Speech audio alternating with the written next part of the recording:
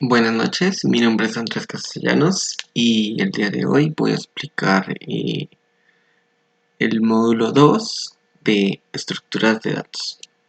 Entonces, en este módulo voy a explicar los conceptos y la definición de una estructura.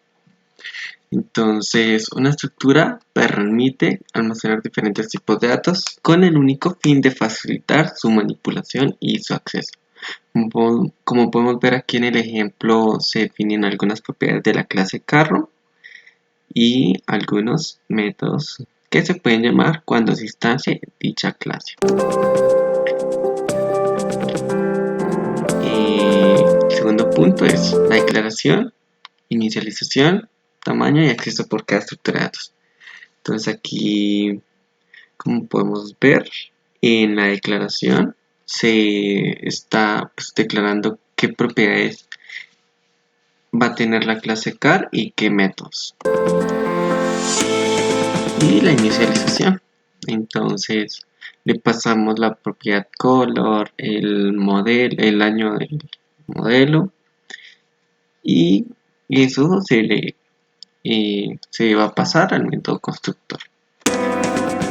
Entonces ahora vamos a ver el acceso por cada estructura de datos. Entonces, ya al tener la clase instanciada, entonces en este caso lo instancié en una constante llamada Toyota, le pasé los atributos de dicha clase y te creo un objeto, una constante Toyota, donde yo puedo acceder a la propiedad brand y llamar el método accelerate y break que está definido en mi clase. Así yo puedo acceder a las propiedades de mi objeto, en este caso con un punto.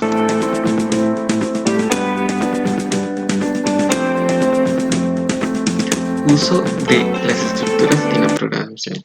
Entonces, las estructuras de datos en la programación son bastante útiles y muy usadas, ya que nos permite resolver problemas complejos, manteniendo nuestro código relativamente sencillo y probablemente también hacen nuestro código más rápido.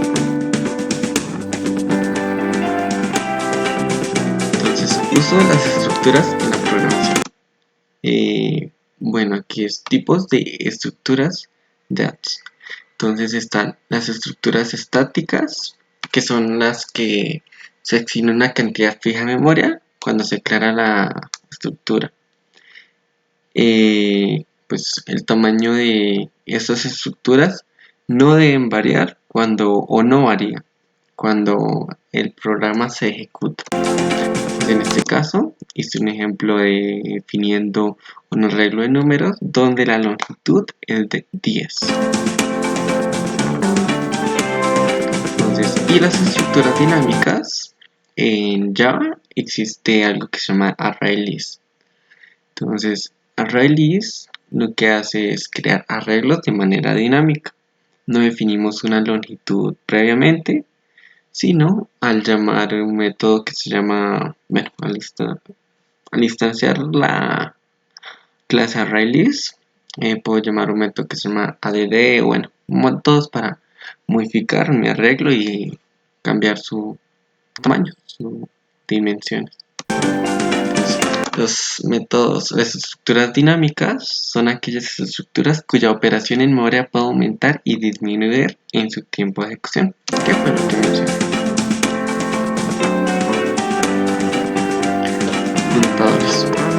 Un apuntador es una variable que contiene una dirección de memoria, la cual corresponderá a un dato o a una variable que tiene el código.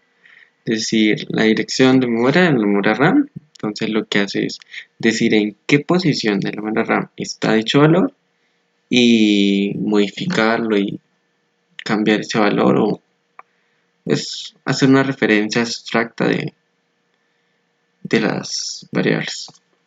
Entonces, los punteros se utilizaron principalmente en lenguajes C y C++ en la década de 1970. De lo que leí, pues en su momento los apuntadores ayudan mucho a referenciar y acceder a propiedades o a variables de una manera más rápida, ya que en su época pues esto no era tan fácil como lo es hoy en día.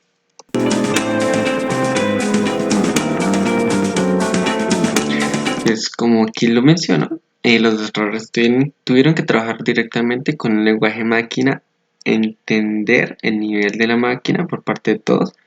No es una taza de té para todos, es decir, es algo muy complicado.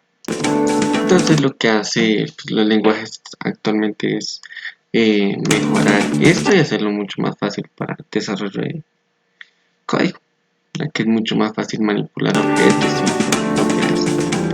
Entonces, ¿por qué en algunos lenguajes de programación se usan y en otros no? Entonces, en los lenguajes de programación, al progresar hacia lenguajes modernos como C#, Ruby, Python, etc., los punteros se hicieron más seguros o se eliminaron de los lenguajes para evitar el acceso a direcciones de memoria fuera del alcance de ejecución del programa.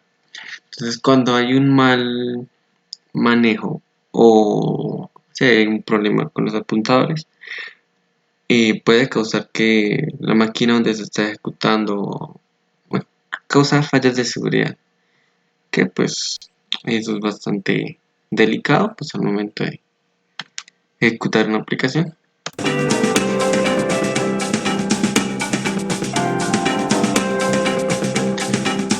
Apuntador. Aquí hice una lista de los lenguajes que soportan punteros. Entre ellos está BASIC, C y C++, como lo mencioné anteriormente, fue casi uno de los primeros. Go, Java, C# y COBOL. Y lenguajes que no soportan punteros es JavaScript, PHP, Visual Basic.NET, Erlang y entre otros. De lo que leí, eh, los lenguajes que no soportan punteros en su mayoría es porque, bueno, quitan esas características de su lenguaje para... Sí, porque está la relación entre seguridad y comodidad que desarrollan ese lenguaje. Entonces, algunos lenguajes no lo quitan y otros es por el